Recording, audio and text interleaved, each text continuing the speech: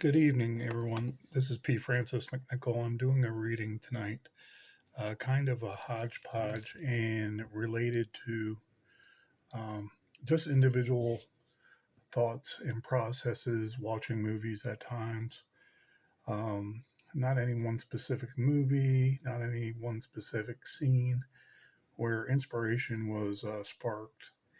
And what I wanted to do at the time was write something for this first poem called Night Everlasting and make it sound like a ballad, make it sound like a song put to music. I don't know how a musical lyricist, a musician would put it.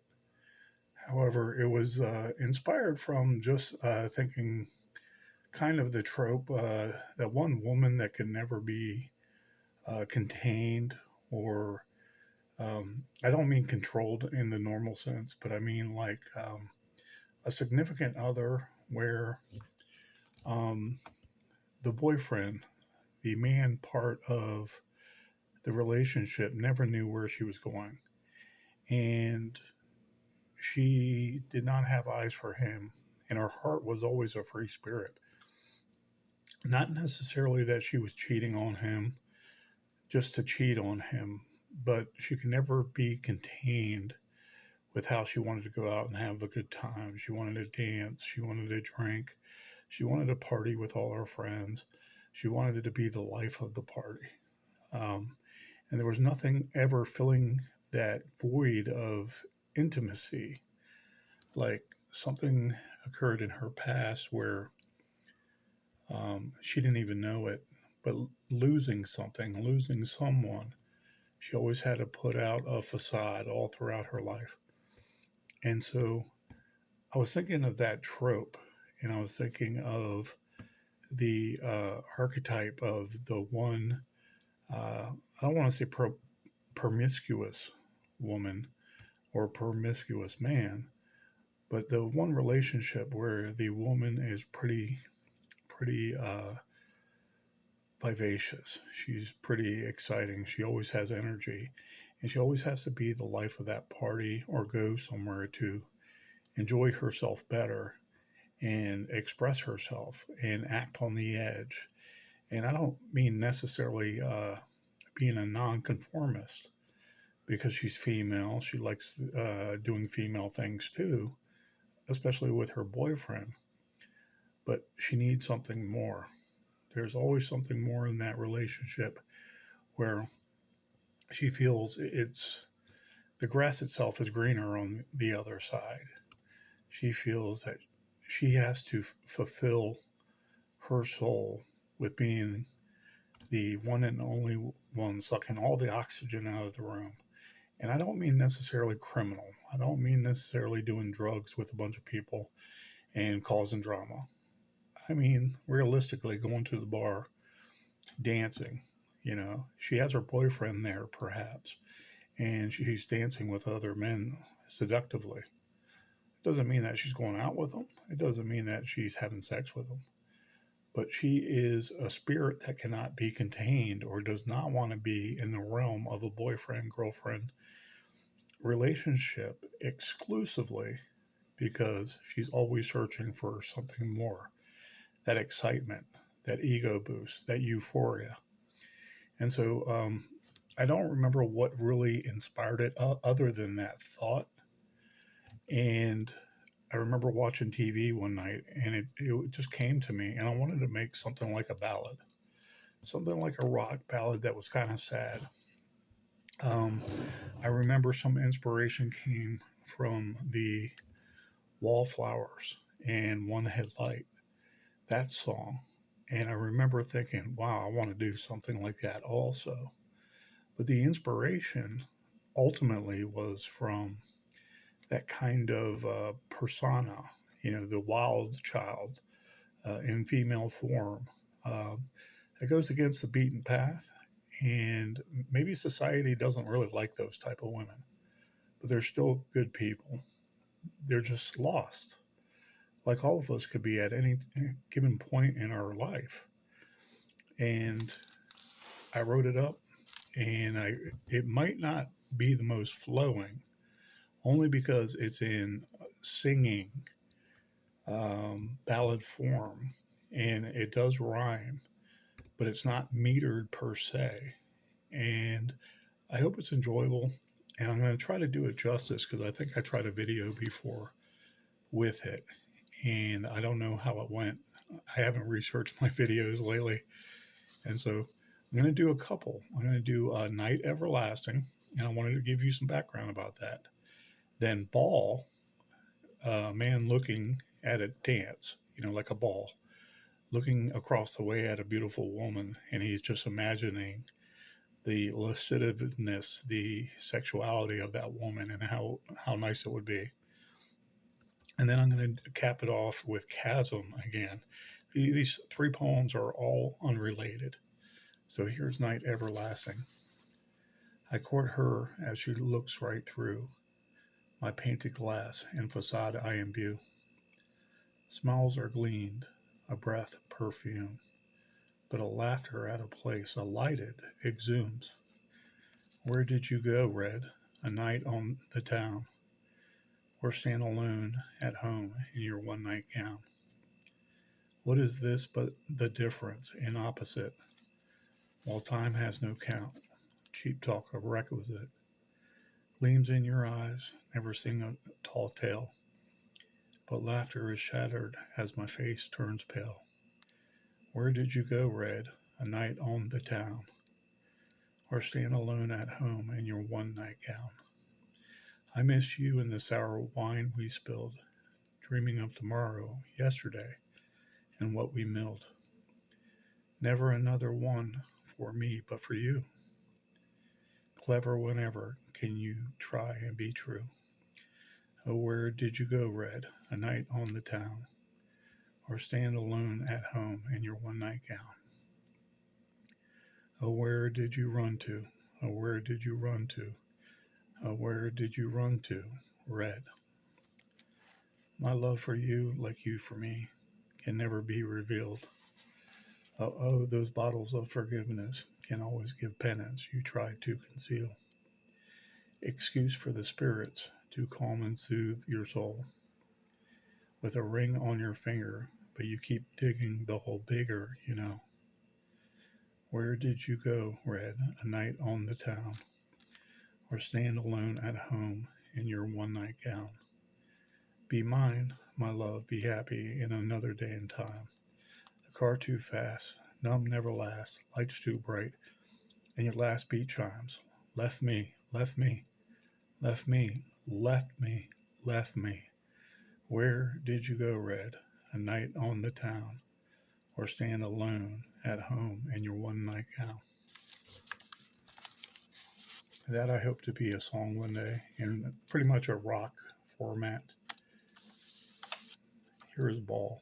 I was just doodling with this one day, and I was thinking about the one lone gentleman across the way looking at the most beautiful lady dancing, and he was in a sexual kind of state of mind, and he was just imagining the worst.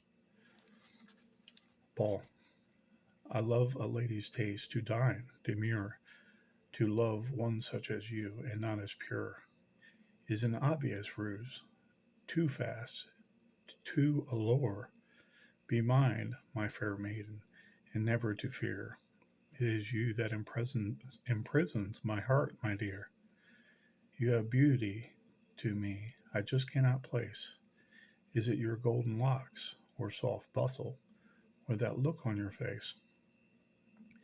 My heart be still, not a murmur or a beat, not even a trace, when I dream of you in the kiss or long embrace. Please never heard when words plead my case. It is your golden locks and soft bustle, and that look on your face, even the sands of time shall never erase. He was being kind of romantic, thinking of your beauty, and he basically wanted to go introduce himself to the beautiful lady who was dancing at the ball. Here is Chasm. I did some history with Chasm at the Therme in Brisbane homeless shelter when I was homeless 10, 11 years ago. And in essence, there was some racism involved, but people wanted to smoke cigarettes on the premises of the homeless shelter, and they wanted to smoke in the back. And they didn't want anybody, especially people chewing tobacco, to be there. So they said, "Oh, we're banning dip tobacco, moist snuff tobacco, and all you people that want to do that." I was the only one that had used tobacco. I said, "You guys, you Phil, have to do that off property. It's now banned." So I had to walk to the bus stop in front of the homeless shelter, and it was one of the lowest points of my life. It cold, nearly 39, 38 degrees, almost freezing, and raining and dismal. And it was post surgery, so I couldn't walk that far. And this came to me, and all the words came to me. And I wrote it as soon as I walked in, and I laid on the cot inside of the homeless shelter because I was like, man, it doesn't get much lower than this unless, I was actually still in the bed in the hospital post surgery and, on my last leg of life. So it was completely inspired from that one occurrence. And I don't wish that on anybody, even my worst enemy. So here's Chasm again. Chasm, a canyon's width and deep is my soul. For where I had died, I began my large hole. A black hole's darkness and forever alone. No light has warmed me, no light to be shown. Where the stars are bright and far may twinkle, I stand in the rain and pray for a sprinkle. Drowning I may, and suffocate I do. The oceans, as my heart, are a sea of slag blue. Look long in my chasm, God's thrown away trash, and torch my abyss from cinder to ash. O'er that smoky bottom I will lastly lay the Lord's forgotten one, all debts to be stayed. These are going to be in just a small microcosm part of the Disappeared compilation. And I have so much more poetry I haven't ever published on Facebook or Twitter or any other sites that I hope people can really enjoy. And with that, the short stories, some of which I've posted excerpts over the years, probably 5, 6, 7 years ago with some, but none really much of the Disappeared itself. And if it's in the archives of Facebook, it's way down there.